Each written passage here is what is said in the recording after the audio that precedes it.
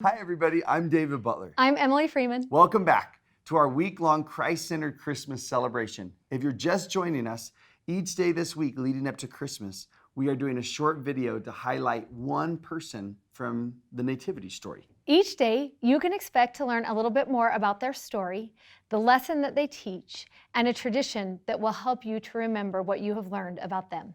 Today is day 2, and we are looking at the story of Joseph. You ready? Ready. Okay, let's go.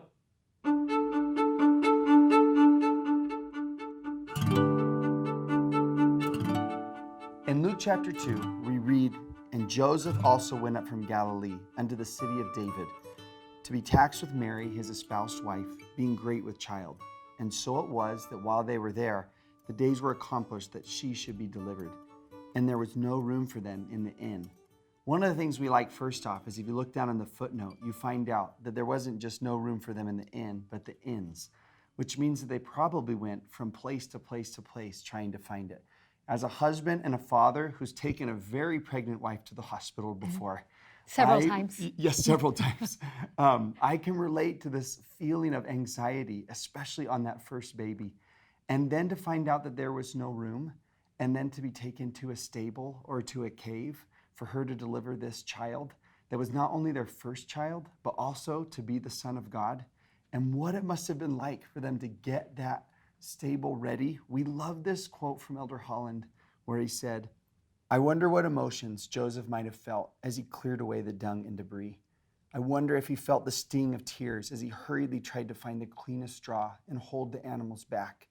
I wonder if he wondered, could there be a more unhealthy, a more disease-ridden, a more despicable circumstance in which a child could be born?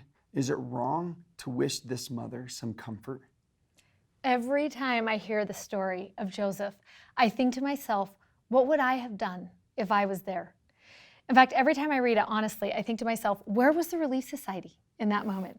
Like, shouldn't someone have brought a blanket? Who was bringing dinner in? Someone should have been there to help. As I was thinking about all those things, I thought I would love to come up with a tradition that would help us to remember those secret acts of service that we could be doing at Christmas. And so we sat down as a family and we told our kids if they would save up money, each of them individual, for their secret act of service, we would match that, whatever it was. My daughter Megan was a peer tutor, and I can remember she saved up her money for this cute boy that she was working with at the school. The boy's family did not have very much money, and he had a pair of shoes that he would wear every single day, and he wanted a pair of Nike shoes so bad, and so they colored the Nike swoosh onto his shoe with a black Sharpie marker. And when he wore it, he would point it out every time. And the boys at lunch would invite him to play basketball with him, and he thought he was better because of the swoosh on his Nike shoes. Well, he probably was. Yeah, I think so.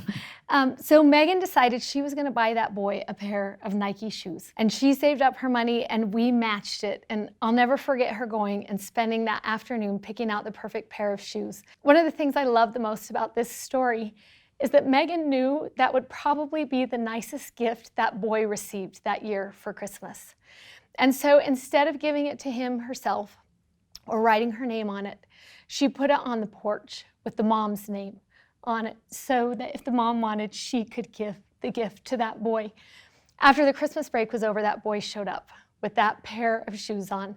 And he came in and he sat down by Megan and he said to her, "Megan, this is going to be my best basketball day so far. Look at my shoes."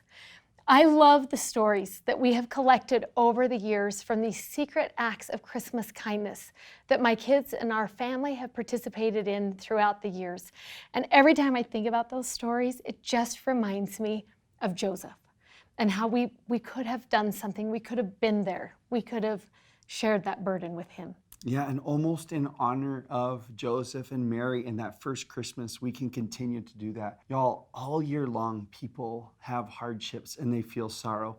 But particularly at Christmas time, there are people who feel loneliness and they feel depression and they feel isolated. And it is such a great time of year to open up our hearts and our wallets and our spiritual gifts and whatever to try and ease those burdens and lighten those loads. You can choose any nativity you want for this. We chose a nativity made by Kate Lee, and we chose it because we love the figure of Joseph.